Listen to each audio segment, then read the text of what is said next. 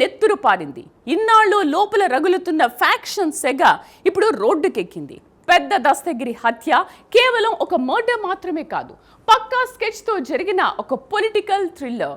ఈ నెత్తుటి ఆటకు అసలు మాస్టర్ మైండ్ ఎవరు? తాడేపల్లి ప్యాలెస్ చుట్టూ అల్లుకున్న ఆ రహస్యం ఏంటి? 100 కోట్ల సెటిల్మెంట్ వెనుక ఉన్న ఆ పెద్ద తలకాయ ఎవరిది? కూటమి ప్రభుత్వం విసురుతున్న వల ఎవరి మెడకు చుట్టుకోబోతోంది? ఈ మిస్టరీ వెనుక దాగిన సంచలన నిజాలు చూద్దాం ఈ స్పెషల్ స్టోరీలో.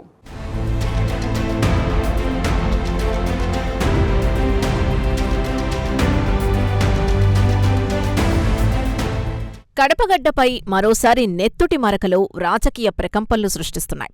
వైఎస్సార్ కడప జిల్లాలో రీసెంట్గా జరిగిన పెద్ద దస్తగిరి హత్యోదంతం ఇప్పుడు స్టేట్ పాలిటిక్స్లో అతిపెద్ద చర్చనీయాంశంగా మారింది. ఏప్రిల్ మొదటి వారంలో రిమ్స్ సమీపంలో చోటు చేసుకున్న ఈ దారుణ హత్య కేవలం ఒక వ్యక్తి ప్రాణాలు తీయడం మాత్రమే కాదని, దీని వెనుక ఒక భారీ పొలిటికల్ మాస్టర్ స్కెచ్ ఉందని రాజకీయ పండితులు విశ్లేషిస్తున్నారు. ఈ మర్డర్ మిస్టరీ వెనుక గత ప్రభుత్వ పెద్దల హస్తం ఉందంటూ రాష్ట్ర మంత్రి నిమ్మల రామానాయుడు చేసిన సంచలన వ్యాఖ్యలు ఈ ఎపిసోడ్లో మరింత హీట్ పెంచాయి. వ్యవస్థల్ని మేనేజ్ చేయాలనుకునే ఒక క్రిమినల్ గ్యాంగ్ చేసిన అటెంప్ట్గా దీన్ని ఆయన అభివర్ణించడం చూస్తుంటే రాబోయే రోజుల్లో ఈ వ్యవహారం టాలీవుడ్ థ్రిల్లర్ని మించిపోనుందని స్పష్టంగా అర్థమవుతోంది.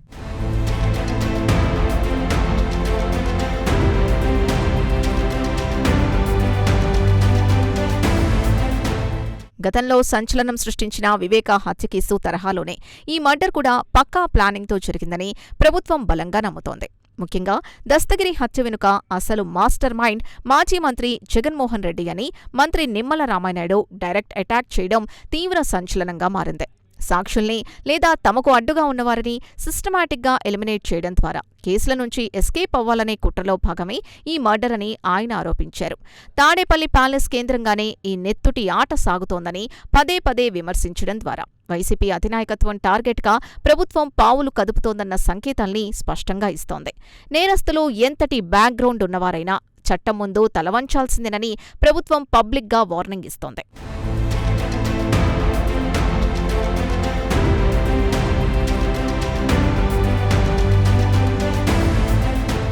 ఈ క్రైమ్ ఇన్వెస్టిగేషన్లో పోలీసులకు దొరికిన ఆధారాలు ఈ కేసును మరో లెవెల్కు తీసుకెళ్లాయి. దస్తగిరి నివాసంలో పోలీసులు జరిపిన డీప్ సెర్చ్ ఆపరేషన్లో మైండ్ బ్లాంక్ అయ్యే వాస్తవాలు వెలుగుచూశాయి. ఏకంగా 145 ఎకరాల భూములకు సంబంధించిన కీలకమైన డాక్యుమెంట్లు పోలీసుల చేతికి చిక్కాయి. మార్కెట్లో వీటి వాల్యూ సుమారు 100 కోట్ల రూపాయలకు పైగానే ఉంటుందని అంచనా వేస్తున్నారు. ఒక సాధారణ పార్టీ యాక్టివిస్టుగా ఉన్న దస్తగిరి వద్ద ఇంతటి భారీ స్థాయిలో ప్రాపర్టీ డాక్యుమెంట్లు ఉండటం వెనుక ఖచ్చితంగా పెద్దల ఇన్వాల్వ్మెంట్ ఉందనే అనుమానాలు ఇప్పుడు మరింత బలపడుతున్నాయి. ఈ భారీ ప్రాపర్టీ సెటిల్మెంట్లలో వచ్చిన తేడాలే ఆయన ప్రాణాలు తీశాయా అనే యాంగిల్లో దర్యాప్తు టీమ్స్ తమ ఫోకస్ని పూర్తిగా షిఫ్ట్ చేశాయి.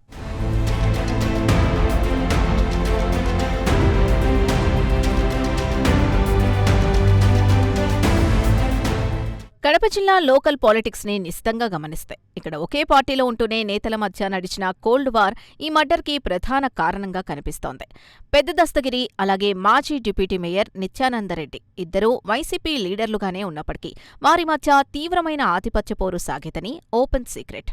ముఖ్యంగా నిత్యానందరెడ్డికి అధినేత జగన్మోహన్ రెడ్డితో ఉన్న క్లోజ్నెస్, జిల్లాలో ఆయనకున్న పొలిటికల్ గ్రిప్ దస్తగిరికి పెద్ద అడ్డంకిగా మారాయని సమాచారం. స్థానికంగా ఉన్న డామినేషన్ అలాగే ఈ 100 కోట్ల పైబడిన భూ వివాదాల సెటిల్మెంట్స్లో ఇద్దరి మధ్య పచ్చగడ్డి వేస్తే భగ్గుమనే రేంజ్లో విభేదాలు తలెత్తాయని విశ్లేషిస్తున్నారు. ఆ ఫ్యాక్షన్ పాలిటిక్స్ చివరకు ఒకరి ప్రాణాల్ని బలి తీసుకునే స్థాయికి చేరడం కలకలం రేపుతోంది.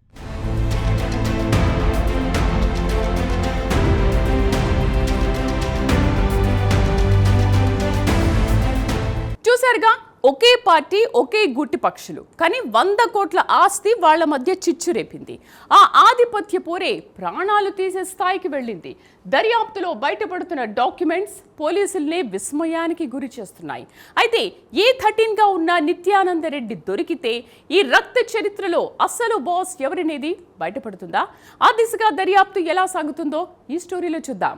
ఈ హై ప్రొఫైల్ మర్డర్ కేసులో కడప మాజీ డిప్యూటీ మేయర్ నిత్యానందరెడ్డిని పోలీసులు A13 నిందితుడిగా చేర్చడం పాలిటిక్స్లో పెను ప్రకంపనలు సృష్టిస్తోంది. దస్తగిరిని అంతం చేయడానికి పక్కాగా స్కెచ్ వేసిన ప్రధాన కుట్రదారుల్లో ఆయన కూడా ఒకరని దర్యాప్తు అధికారులు పక్కా ఆధారాలతో గుర్తించారు. ఆయన అరెస్టు కోసం ఇప్పటికే స్పెషల్ టీమ్స్ రంగంలోకి దిగాయి. ఆయన నివాసంలో జరిపిన సోదాలు కూడా పలు కీలకమైన క్లూస్ ఇచ్చినట్లు తెలుస్తోంది. జగన్మోహన్ రెడ్డికి అత్యంత సన్నిహితుడైన ఒక నేత చుట్టూ ఉచ్చు బిగుసుకోవడంతో ఈ కేసుకు నేరుగా వైసీపీ హైకమాండ్తో లింక్ ఉందనే ప్రచారం ఊపందుకుంది. నిత్యానందరెడ్డి పట్టుబడితే ఈ మర్డర్ వెనుకున్న అసలు బిగ్ బాస్ ఎవరనేది మొత్తం బయటకొస్తుందని పోలీస్ వర్గాలు కాన్ఫిడెంట్గా ఉన్నాయి. మంత్రి రామానాయుడు చేస్తున్న ఆరోపణల్ని డీకోడ్ చేస్తాయి. ప్రభుత్వం దీన్ని కేవలం ఒక లోకల్ ఫ్యాక్షన్ మర్డర్గా కాకుండా ఒక ఆర్గనైజ్డ్ క్రైమ్గా ప్రొజెక్ట్ చేస్తున్నట్లు అర్థమవుతోంది. అధికారంలో ఉన్నా లేకున్నా పార్టీ అంతర్గత వ్యవహారాల్లో అడ్డు తగిలేవారిని ఏకంగా ఎలిమినేట్ చేసే కల్చర్ వైసీపీలో ఉందనే ఒక బలమైన నెగటివ్ నెరేటివ్ని పబ్లిక్లోకి తీసుకెళ్లడంలో ప్రభుత్వం సక్సెస్ అవుతోందని విశ్లేషకులు భావిస్తున్నారు.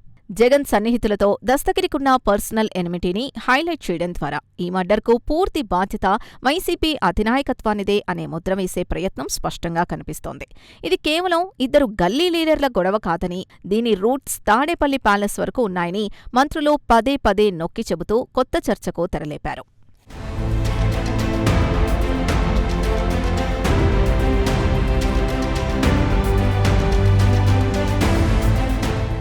రాజకీయ చదరంగంలో ఈ సరికొత్త పరిణామం వైసీపీని పూర్తిగా డిఫెన్స్లోకి నెట్టేసిందని చెప్పవచ్చు. ఒకవైపు వివేకా మర్డర్ కేసు ఇన్వెస్టిగేషన్ కత్తిలా వేలాడుతూ ఉండగానే ఇప్పుడు అదే కడప జిల్లాలో మరో పొలిటికల్ మర్డర్ జరగడం ఆ పార్టీ ఇమేజ్ని డ్యామేజ్ చేస్తోంది. అది కూడా సొంత పార్టీ నేతల మధ్య జరిగిన రియల్ ఎస్టేట్ ఫైటింగ్ వల్ల జరిగిందని ప్రచారం కావడం వైసీపీ క్యాడర్లోనే తీవ్ర కన్ఫ్యూషన్, భయాందోళనలు క్రియేట్ చేస్తోంది. గత ప్రభుత్వ హయాంలో యథేచ్ఛగా సాగిన ఫ్యాక్షన్ సంస్కృతి, సెటిల్మెంట్ల వ్యవహారాల్ని ఎండగట్టేందుకు కూటమి ప్రభుత్వం ఈ ఎపిసోడ్ని ఒక పవర్ఫుల్ వెపన్లా వాడుకుంటోంది. పార్టీ లాయలిస్టుల్ని కాపాడుకోలేని పరిస్థితిలో నాయకత్వం ఉందనే మెసేజ్ని ప్రజల్లోకి బలంగా పంపే పొలిటికల్ స్ట్రాటజీ ఇందులో క్లియర్గా కనిపిస్తోంది.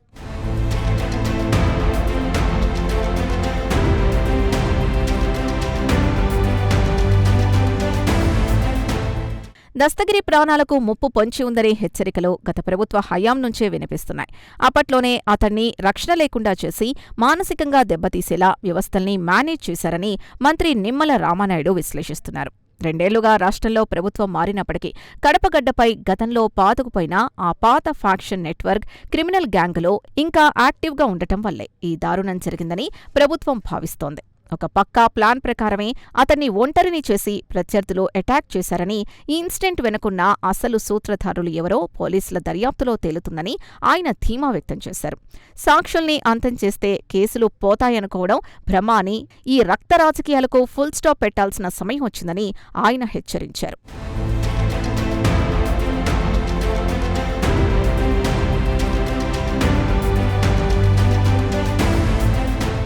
ప్రభుత్వం మారి 2 ఏళ్లవుతున్నా కడప గడ్డపై ఆ పాత ఫ్యాక్షన్ నీడలు ఇంకా వెంటాడుతూనే ఉన్నాయా? వివేకా కేసులో అప్రూవర్గా ఉన్న దస్తగిరిని ఎలిమినేట్ చేసేందుకు గత హయాంలోనే వేసిన బీజాలు ఇప్పుడు ఈ హత్యకు దారితీశాయా? అధికారంలో ఉన్నా లేకున్నా క్షేత్రస్థాయిలో ఉన్న తమ నెట్వర్క్తో ఈ కిల్లర్ స్కెచ్ అమలు చేయించారనే ఆరోపణలు ఇప్పుడు ఎందుకు వెల్లువెత్తుతున్నాయి? ఇంటెలిజెన్స్ అలర్ట్స్ ఉన్న ఆ పాత కక్షల కార్చిచ్చును ఆపడంలో సిస్టమ్ ఎక్కడ తడబడింది? అసలు ఈ కేసు దర్యాప్తు చివరిగా ఏ ప్యాలెస్ తలుపులు తట్టబోతోందో ఆ వివరాలు ఇప్పుడు చూద్దాం. మరోవైపు తమపై వస్తున్న ఈ సీరియస్ ఎలిగేషన్స్ ని వైసీపీ నాయకత్వం తీవ్రంగా ఖండిస్తోంది. కూటమి ప్రభుత్వం కక్ష సాధింపు చర్యల్లో భాగంగానే తమ పార్టీ నేతలపై తప్పుడు కేసులు పెడుతోందని, ఇది కేవలం పొలిటికల్ వెండెట్టా అని వారు కౌంటర్ అటాక్ చేస్తున్నారు.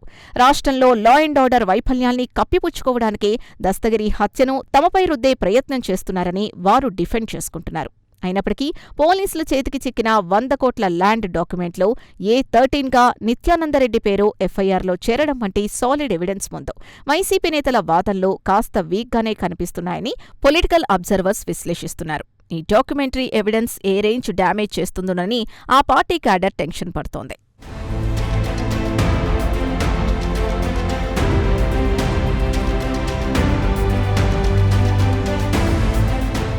ప్రస్తుతం ఇంటెలిజెన్స్ సంస్థలు, సిఐడి అధికారులు ఈ కేసులో ఉన్న మనీ ట్రయల్స్పై స్పెషల్ ఫోకస్ పెట్టారు. ఒక బేసిక్ లెవెల్ పార్టీ వర్కర్కు ఇంత పెద్ద మొత్తంలో ఆస్తులు ఎక్కడ్నుంచొచ్చాయి? ఆ 146 ఎకరాల భూముల వెనుకున్న బినామీలెవరు అన్నదానిపై ఇన్వెస్టిగేషన్ జెట్ స్పీడ్తో సాగుతోంది. ఈ ఆర్థిక లావాదేవీల చిట్టా విప్పితే వైసీపీలోని కీలక నేతల ముసుగులో తొలగిపోవడం ఖాయమని ప్రభుత్వం భావిస్తోంది. పార్టీ లోపల వాయిస్ పెంచేవారిని, అసమ్మతిని అణిచివేసేందుకు హింసను వాడుకుంటున్నారనే విషయాన్ని ఈ ఫైనాన్షియల్ ఎవిడెన్స్ ద్వారా ప్రూవ్ చేయాలని దర్యాప్తు సంస్థలు చూస్తున్నాయి. ఈ క్రైమ్ మిస్టరీని డీకోడ్ చేస్తే ఏసీబీ, ఈడీ లాంటి సెంట్రల్ ఏజెన్సీలు కూడా ఎంట్రీ ఇచ్చే స్కోప్ ఉందన్న సంకేతాలు గట్టిగానే వినిపిస్తున్నాయి.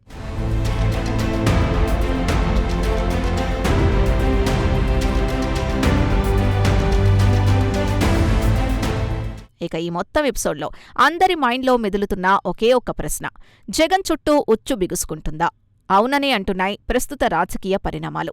మంత్రి రామానాయుడు డైరెక్ట్గా మాజీ సీఎం పేరు చెప్పి మరీ ఆయన్ను మాస్టర్ మైండ్గా అభివర్ణించడం, మరోవైపు జగన్ రైట్ హ్యాండ్ లాంటి నిత్యానందిరెడ్డి కోసం పోలీసులు వేట కొనసాగిస్తూ ఉండడం చూస్తుంటే టార్గెట్ ఫిక్స్ అయినట్లు అర్థమవుతోంది.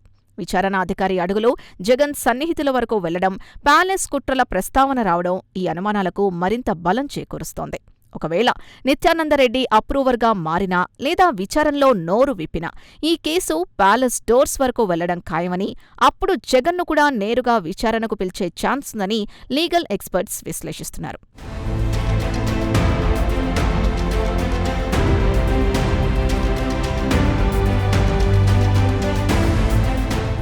మొత్తం మీద కడప జిల్లాలో చోటు చేసుకున్న ఈ పెద్ద దస్తగిరి హత్యోదంతం ఏపీ పాలిటిక్స్లో ఒక సెన్సేషనల్ థ్రిల్లర్గా కంటిన్యూ అవుతోంది. శాంతి భద్రతల పరిరక్షణలో ఏమాత్రం కాంప్రమైజ్ అయ్యేది లేదని, ఫ్యాక్షన్ బ్యాక్డ్రాప్కి శాశ్వతంగా ఫుల్ స్టాప్ పెడతామని ప్రభుత్వం ఇస్తున్న స్టేట్మెంట్స్ రాబోయే యాక్షన్కి ట్రైలర్లా కనిపిస్తున్నాయి. అక్రమాలు, దారుణాలకు పాల్పడే ఏ ఒక్కరినీ వదిలే ప్రసక్తే లేదని ఏసీబీ, ఇతర దర్యాప్తు సంస్థలు ముమ్మరంగా ఫీల్డ్లోకి దిగాయి. రాబోయే రోజుల్లో ఈ ఇన్వెస్టిగేషన్ ఇంకెన్ని షాకింగ్ నిజాల్ని బయటపెడుతుందో, ఈ పొలిటికల్ క్రైమ్ డ్రామా ఇంకెన్ని మలుపులు తిరుగుతుందో, చివరకు చట్టం తన పని తాను చేసుకుపోతూ అసలు దోషుల్ని ఎలా శిక్షిస్తుంది?